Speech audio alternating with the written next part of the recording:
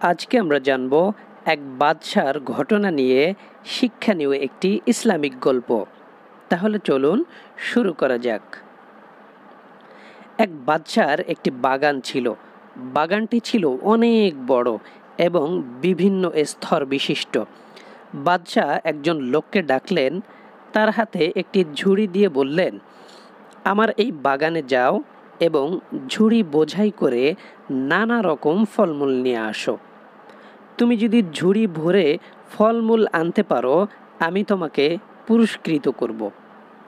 কিন্তু শর্ত হলো, বাগানের যে অংশ তুমি পার হবে সেখানে তুমি আর ফেরত যেতে পারবে না। লোকটি মনে করলো এটা তো কোনো কঠিন কাজ নয়। সে এক দরজা দিয়ে বাগানে প্রবেশ করলো।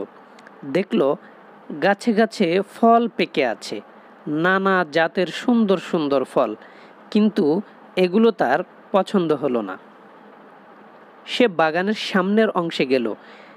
এখানকার ফলগুলো তার কিছুটা পছন্দ হলো, কিন্তু সে ভাবলো, আচ্ছা থাক, সামনের অংশে গিয়ে দেখি, যেখানে হয়তো আরও বেশি উন্নত ফল পাব, সেখান থেকেই ফল নিয়ে ঝুড়ি ভরব। সে সামনে এসে পরের অংশে এসে অনেক উন্নত মানের ফল পেল। এখানে এসে তার মনে হলো এখান থেকে কিছু ফল ছিঁড়ে নেই, কিন্তু পরক্ষণে ভাবতে লাগলো যে সবচেয়ে ভালো ফলই ঝুড়িতে নেবে সে। তাই সে সামনে এগিয়ে বাগানের সর্বশেষ অংশে প্রবেশ করলো। সে এখানে এসে দেখলো ফলের কোনো চিহ্নই নেই।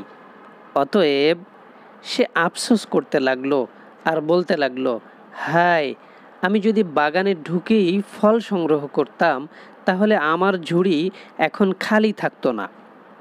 আমি এখন বাদশাহকে কি করে মুখ দেখাবো?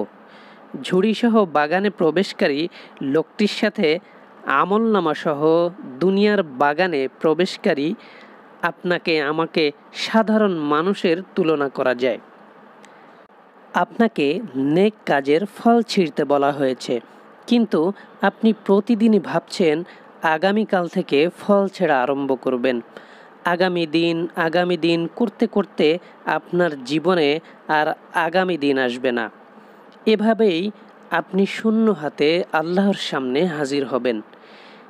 এজন্য মুফতি তাকি ওসমানী রাহিমাহুল্লাহ বলেন, জীবনের সময়গুলো অতিবাহিত হচ্ছে, জীবন কেটে যাচ্ছে, জানা নেই বয়স বাকি আর কত। সুতরাং নেক কাজের বাসনা জাগ্রত হওয়ার সাথে সাথে তা করে ফেলা উচিত। কে জানে কিছুক্ষণ পরে মনের এই আগ্রহ থাকবে কিনা, এটাও জানা নেই একটু পর বেঁচে থাকবো কিনা। যদিও বেঁচে থাকি, হয়তো দুনিয়ার কোনো বাস্তবতা সামনে এসে পড়বে। অতএব নেক কাজ যখনই করতে মন চায় তখনই করে নেওয়া উচিত। জীবন থেকে আমাদের ফায়দা লুটে নিতে হবে। তাই জীবন নামক আল্লাহর অনুগ্রহে দেয়া বাগানে বিচরণকালে আমল নামার বিশেষ ঝুড়িতে যখনই সুযোগ পাওয়া যায় তখনই নেক আমল অর্থাৎ ফল দিয়ে প্রথম থেকেই ভরা শুরু করতে হবে আমাদের। পরে সময় পাওয়া যাবে কিনা তা জানা নেই। আল্লাহ সুবহানাহু ওয়া তাআলা আমাদের সবাইকে তৌফিক দিন। আমিন।